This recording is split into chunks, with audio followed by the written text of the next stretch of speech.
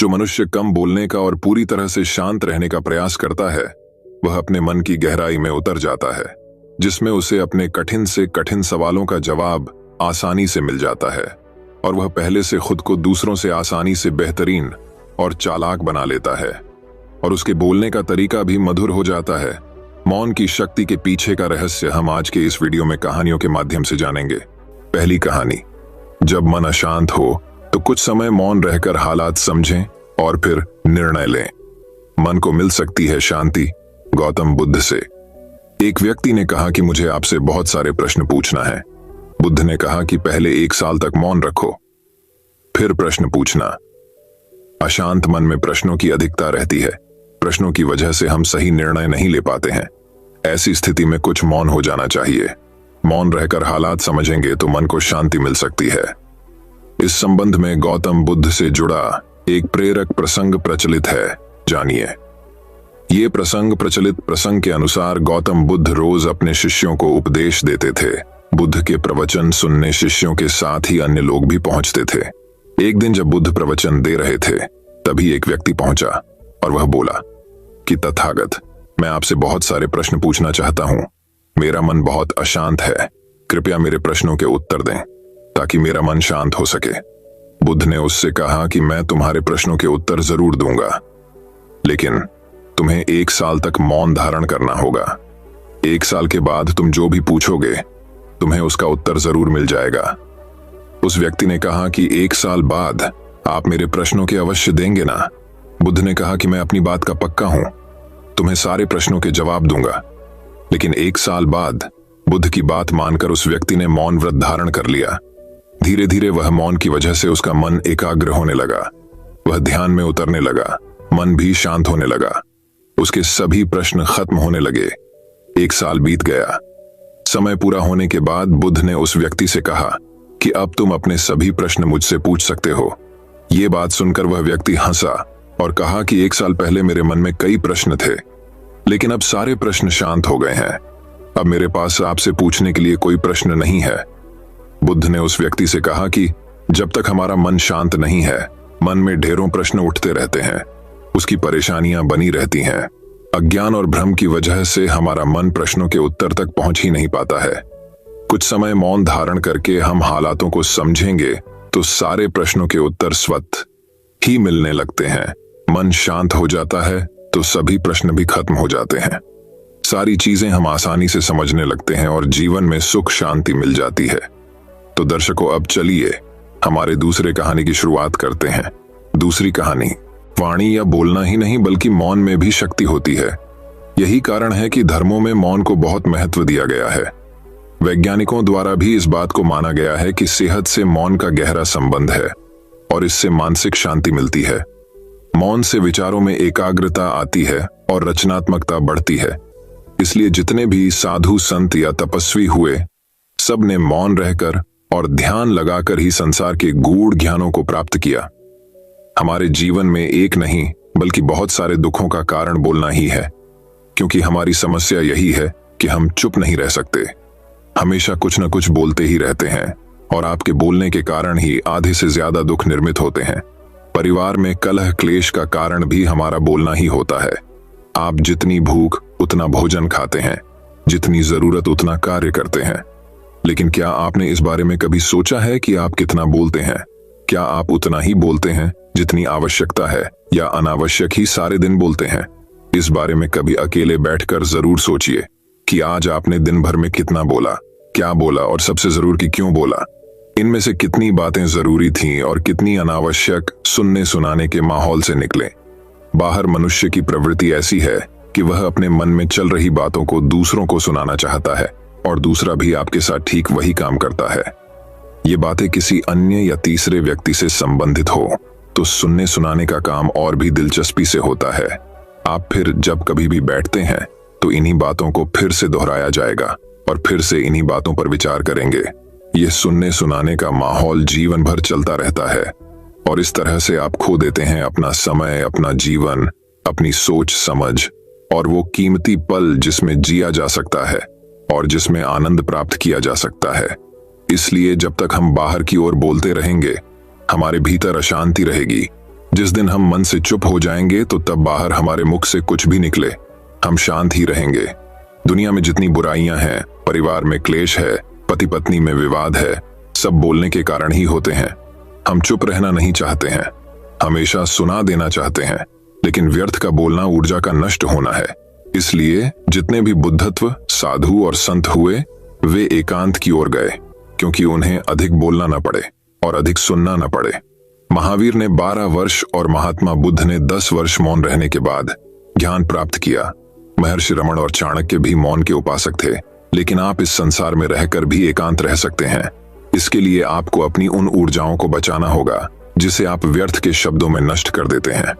इसलिए उतना ही बोले जितना जरूरी हो। तो दर्शकों, अब चलिए हमारे तीसरी कहानी की शुरुआत करते हैं। तीसरी कहानी, हमेशा मन शांत रखें और आत्मविश्वास कमजोर न होने दें, तभी सुख मिल सकता है। आश्रम में एक संत हमेशा दुखी रहता था और दूसरा संत हमेशा सुखी रहता था। दुखी व्यक्ति ने गुरु से पूछा कि मेरे जीवन में सुख क्यों नहीं है। सकारात्मक सोच की वजह से हम बड़ी बड़ी परेशानियों को दूर कर सकते हैं। इस संबंध में एक कथा प्रचलित है। कथा के अनुसार पुराने समय 2 संत हमेशा साथ रहते थे।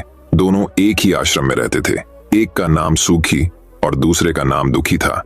संत सुखी हर हाल में सुखी रहता था, जबकि दूसरा संत हमेशा दुखी रहता था।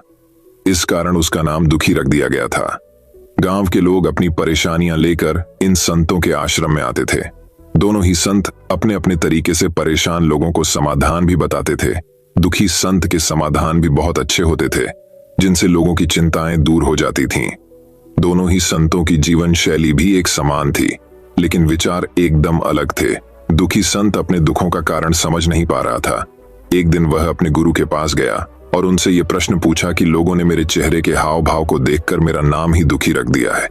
मैं भी संत सुखी की तरह ही दैनिक पूजा पाठ करता हूँ, हर काम ईमानदारी से करता हूँ, फिर भी मेरे जीवन में दुख ही दुख क्यों है। गुरु ने दुखी संत से कहा कि तुम दोनों एक जैसे काम करते हो, लेकिन दोनों के सुख दुख के भाव अलग अलग हैं। सुखी संत का मन हमेशा शांत रहता है, वह संतोषी है, उसे खुद पर भरोसा है कि वह बड़ी से बड़ी परेशानियों को आसानी दूर कर सकता है, इसीलिए हमेशा सुखी रहता है। जबकि तुम हर हाल में अशांत रहते हो, परिणाम को लेकर कभी भी संतुष्ट नहीं होते, तुम्हें खुद पर भरोसा ही नहीं है, इस कारण तुम दुखी रहते हो। कथा की सीख, मन की शांति और आत्मविश्वास ही व्यक्ति को बड़ी बड़ी परेशानियों से बाहर निकालता है। इसीलिए खुद पर भरोसा करें और मन शांत रखकर काम करें, तभी सुख और सफलता मिल सकती है। तो दर्शकों, अब चलिए हमारे चौथी कहानी की शुरुआत करते हैं। चौथी कहानी, हरे भरे हिमालय के पहाड़ों के बीच, फुसफुसाते हुए देवदार के पेड़ों और लहराते प्रार्थना झंडों के बीच प्रकाश नाम का एक भिक्षु रहता था। वह मौन साधना के प्रति अपने अटूट समर्पण के लिए दूर दूर तक जाने जाते थे। प्रकाश ने कई साल पहले मौन रहने की शपथ ली थी और केवल इशारों, अभिव्यक्तियों और कभी कभार लिखित नोट के माध्यम से संवाद करने का विकल्प चुना था। हर सुबह जैसे ही पहली रोशनी बर्फ से ढकी चोटियों को चूमती थी, प्रकाश अपने फर के साधारण बिस्तर से उठते थे और एक मौन प्रार्थना के साथ अपने दिन की शुरुआत करते थे। फिर वह प्राचीन बोधि वृक्ष के नीचे ध्यान करते थे। उनका मन भोर के समय पहाड़ी झील की तरह स्पष्ट और शांत होता था। प्रकाश के दिन शांत गतिविधियों से भरे हुए थे। मठ के वनस्पति उद्यान की देखभाल करना, हर्बल चाय बनाना और उन ग्रामीणों को आशीर्वाद देना जो उसकी बुद्धि की तलाश में आए थे। उनकी चुप्पी के बावजूद उनकी सौम्य उपस्थिति बहुत कुछ कहती थी और कई लोग उनकी संगति में सांत्वना तलाशते थे। एक दिन राजू नाम का एक युवक मठ में पहुंचा। उसका दिल दुख से भारी था। वह सांसारिक सुखों की तलाश में अपना रास्ता खो चुका था और अब अपनी गहरी चुप्पी के लिए जाने जाने वाले भिक्षु से मार्गदर्शन चाहता था। जैसे ही राजू प्रकाश के चरणों में बैठा, भिक्षु ने उसे ऐसी आंखों से देखा जो सतह से परे उसकी परेशान आत्मा की गहराई में देख रही थीं। बिना कुछ कहे प्रकाश ने राजू को कागज की एक खाली शीट और एक कलम दी। भ्रमित लेकिन उत्सुक, राजू ने झिझकते हुए कलम उठाया और लिखना शुरू कर दिया। उसके शब्द तेज नदी की तरह बह रहे थे। उसके डर, पछतावे और इच्छाओं को बाहर निकाल रहे थे। जैसे ही उसने लिखना समाप्त किया, उसने कागज प्रकाश के फैले हुए हाथ में रख दिया। शांत मुस्कान के साथ प्रकाश ने कागज पर लिखे शब्दों को पढ़ा और फिर उसे तोड़ मरोड़ कर अग्निकुंड में फेंक दिया। जैसे ही आग की लपटों ने कागज को भस्म कर दिया, राजू को अपने ऊपर मुक्ति का एहसास हुआ, मानो उसका बोझ कागज के साथ जल रहा हो। उस दिन से राजू मठ का नियमित आगंतुक बन गया। प्रकाश के साथ मौन चिंतन में बैठा और उसकी उपस्थिति की शांति में शांति पा रहा था। उसने हवा की फुसफुसाहट, पत्तों की सरसराहट और अपने दिल की धड़कन सुनने की कला सीखी। जैसे जैसे मौसम बदला और बर्फ पिघलकर पहाड़ों पर बहने वाली नदियों में बदल गई, राजू को मौन का सही अर्थ समझ में आया। ये केवल शब्दों की अनुपस्थिति नहीं थी, बल्कि एक गहरी आंतरिक शांति की उपस्थिति थी, जिसने किसी को ब्रह्मांड को उसकी असंख्य आवाजों में बोलते हुए सुनने की अनुमति दी। चांदनी रात में जब वे टिमटिमाते तारों के नीचे बैठे थे, प्रकाश ने आखिरकार अपना मौन व्रत तोड़ दिया और पहाड़ी हवा की तरह धीमी आवाज में राजू से बात की। उन्होंने कहा, मौन शून्यता नहीं है, यह वह स्थान है जहां आत्मा अपनी सच्ची आवाज पा सकती है, जहां ज्ञान और शांति निवास करती है। इन शब्दों के साथ राजू को उस भिक्षु के प्रति कृतज्ञता और श्रद्धा की गहरी भावना महसूस हुई, जिसने उसे आत्म खोज की यात्रा में मार्गदर्शन किया था। वह जानता था कि मौन का पाठ हमेशा उसके साथ रहेगा, उन कालातीत पहाड़ों की तरह जो मठ को अपने शाश्वत आलिंगन में समेटे हुए हैं। और इस प्रकार मौन रहकर बोलने वाले साधु की कहानी दूर दूर तक फैल गई, जिससे दूसरों को उस ज्ञान की तलाश करने की प्रेरणा मिली जो केवल हृदय की शांति में ही पाया जा सकता है। इस कहानी का नैतिक ये है कि कभी कभी सबसे गहन सत्य शब्दों के बीच के शांत स्थानों में पाया जा सकता है, जहां आत्मा फुसफुसाहट में बोलती है, जिसे केवल चौकस श्रोता ही सुन सकता है। प्रकाश की तरह हम सभी मौन की शक्ति को अपनाना सीखें और ये हमें आंतरिक शांति और ज्ञानोदय के मार्ग पर मार्गदर्शन करे। तो दर्शकों, अब चलिए हमारे 5वीं कहानी की शुरुआत करते हैं। 5वीं कहानी। एक समय की बात है। हरे भरे राज्य के मध्य में एक शानदार महल था, जहां एक बुद्धिमान और विनम्र भिक्षु रहता था। यह भिक्षु अपने गहन ज्ञान और भौतिक संसार के दायरे से परे देखने की क्षमता के लिए दूर दूर तक जाना जाता था। राज्य के राजा ने भिक्षु की बुद्धिमत्ता के बारे में सुनकर बहुत महत्वपूर्ण मामलों पर उसकी सलाह लेने का फैसला किया। राज्य चलाने के बोझ से बोझिल होकर राजा साधु के महल की ओर चल पड़ी। जैसे ही वह महल के शांत बगीचों में दाखिल हुआ, राजा उस जगह पर छाई शांति से दंग रह गया। पक्षी मधुर चहचहा रहे थे, रंग बिरंगे फूल खिल रहे थे और पेड़ों के बीच से हल्की हल्की हवा चल रही थी। राजा को भिक्षु की उपस्थिति में ले जाया गया, जो मौन ध्यान में बैठा था। उसकी आंखें बंद थीं और उसका चेहरा शांत था। राजा झिझक रहे थे, समझ नहीं पा रहे थे कि कैसे शुरुआत करें, लेकिन भिक्षु ने अपनी आंखें खोली और धीरे से मुस्कुराए। भिक्षु ने कहा, आपका स्वागत है।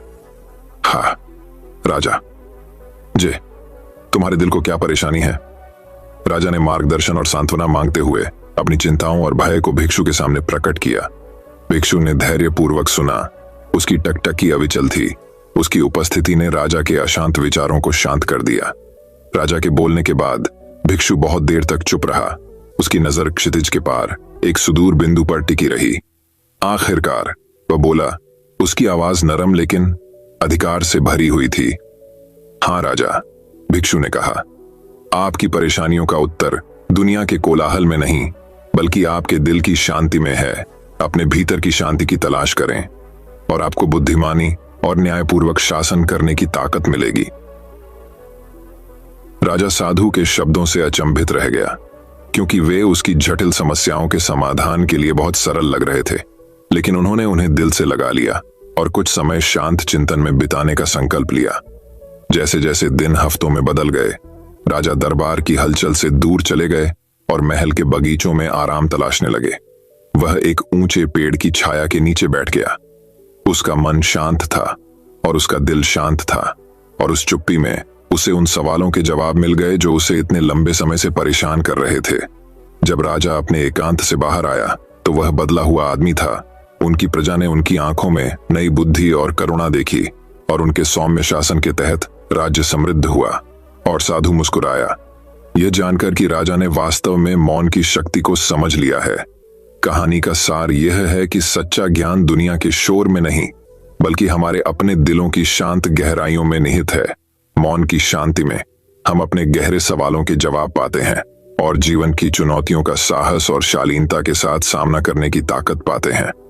हम सभी साधु और राजा की सीख को याद रखें और मौन से मिलने वाली शांति में सांत्वना तलाशें। तो दर्शकों, अब चलिए हमारे छठी कहानी की शुरुआत करते हैं। छठी कहानी, मौन की शक्ति। प्रेरणादायक कहानी। एक बार एक किसान था जिसे पता चला कि उसकी घड़ी खेत में खो गई है। पल यह कोई साधारण घड़ी नहीं थी, क्योंकि उसके लिए इसका भावनात्मक महत्व था। काफी देर तक घास ढूंढने के बाद उसने हार मान ली और खलिहान के बाहर खेल रहे बच्चों के एक समूह से मदद मांगी। उसने उनसे वादा किया कि जो व्यक्ति इसे ढूंढेगा उसे इनाम दिया जाएगा। यह सुनकर बच्चे जल्दी से खलिहान के अंदर चले गए। घास के चारों ओर घूमे, लेकिन फिर भी उन्हें घड़ी नहीं मिली। जब किसान अपनी घड़ी ढूंढना छोड़ने ही वाला था, तभी एक छोटा लड़का उसके पास आया और एक और मौका देने को कहा। किसान ने उसकी ओर देखा और सोचा, क्यों नहीं, आखिरकार ये बच्चा काफी ईमानदार दिखता है। इसलिए किसान ने छोटे लड़के को वापस खलिहान में भेज दिया। थोड़ी देर बाद छोटा लड़का हाथ में घड़ी लेकर बाहर आया। किसान खुश और आश्चर्यचकित था और इसलिए उसने लड़के से पूछा कि जहां बाकी लोग असफल हो गए थे, वहां वह कैसे सफल हो गया। लड़के ने उत्तर दिया, मैंने जमीन पर बैठकर सुनने के अलावा कुछ नहीं किया। सन्नाटे में मैंने घड़ी की टिक टिक सुनी और बस उस दिशा में देखने लगा। संदेश, एक शांत दिमाग एक सक्रिय दिमाग की तुलना में बेहतर सोच सकता है। हर दिन अपने मन को कुछ मिनटों का मौन रहने दें और देखें कि यह आपको अपने जीवन को ईश्वर की अपेक्षा के अनुसार स्थापित करने में कितनी तेजी से मदद करता है। शिक्षा, आत्मा हमेशा जानती है कि खुद को ठीक करने के लिए क्या करना है। चुनौती मन को शांत करने की है। तो दर्शकों, अब चलिए हमारे 7वीं कहानी की शुरुआत करते हैं। 7वीं कहानी, मौन की शक्ति इतनी बड़ी है जिसके आगे हर कोई झुक जाता है। सास बहू की तकरार के किस्से तो पूरी दुनिया में मशहूर है। कुछ किस्से आपको गुदगुदाते हैं, वहीं कुछ किस्से आपको बहुत जरूरी सीख भी देते हैं। आइए एक ऐसा किस्सा ही हम जानते हैं। एक गांव में सास बहू रहती थी। दोनों में छोटी छोटी बातों पर लड़ाई होती रहती थी। सास अपना रसूख जमाने के लिए बहू को हमेशा खरी खोटी सुनाया करती थी। बहू भी कुछ कम नहीं थी।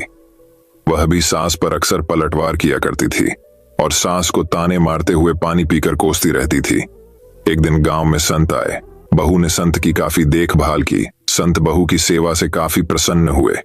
एक दिन मौका देखकर बहू ने संत से निवेदन किया कि वह उसको कोई ऐसा उपाय बताए कि उसकी सास की बोलती बंद हो जाए। बहू के निवेदन करने पर संत ने कागज पर एक मंत्र लिखकर उसको दे दिया और कहा कि जब भी तुम्हारी सास तुमको बुरा भला बोले, तुम इस मंत्र को कागज पर लिखना और अपने दांतों के बीच दबा लेना।